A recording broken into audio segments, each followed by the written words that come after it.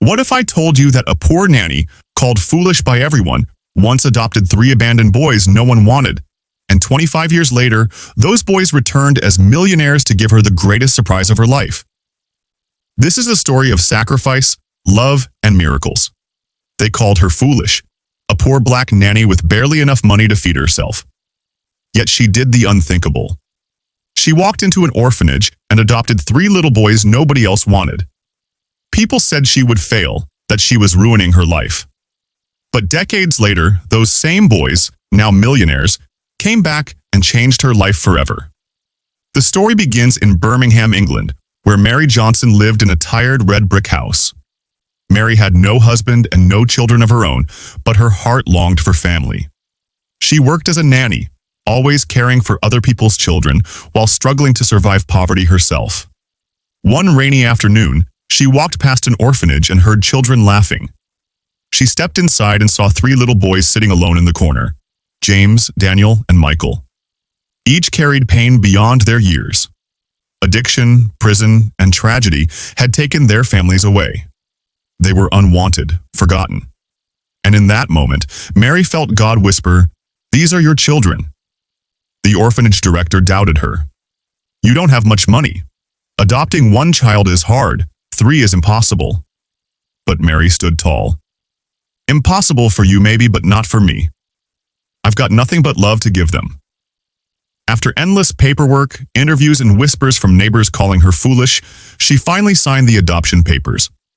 That night, she made chicken stew in her small kitchen. James grinned with food all over his face.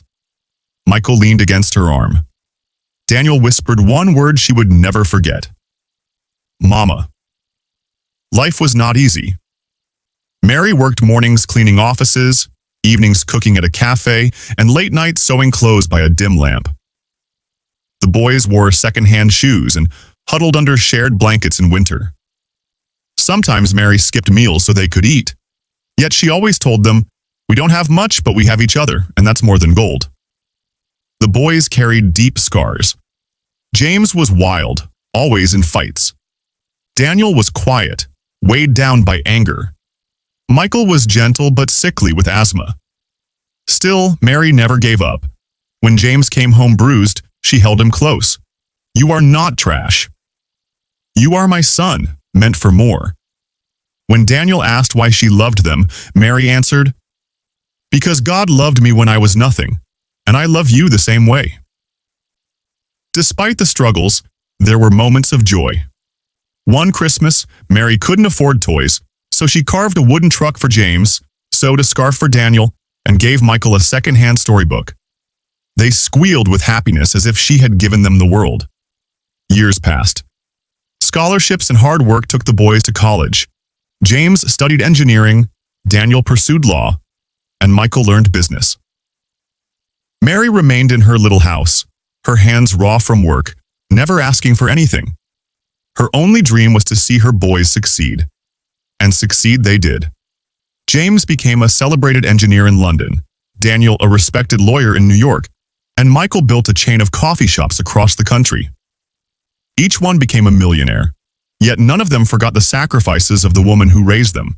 So, together, they planned a surprise. One sunny afternoon, Mary sat on her porch sipping tea when 3 sleek cars pulled up. Out stepped her sons, tall, confident, successful. Her cane trembled as she rose. "Boys," she whispered through tears. "Mama, today is about you," they said. They handed her keys. First, to a brand new silver car. No more buses in the rain. Then, another set of keys.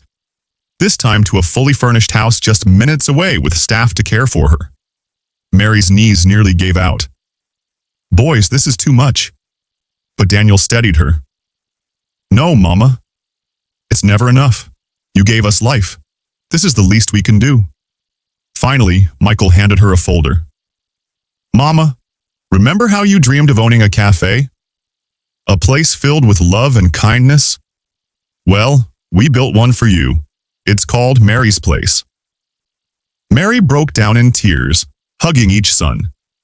Neighbors gathered, some weeping as they watched the once-forgotten nanny celebrated like a queen. As Mary sat in her new home, she whispered prayers of thanks.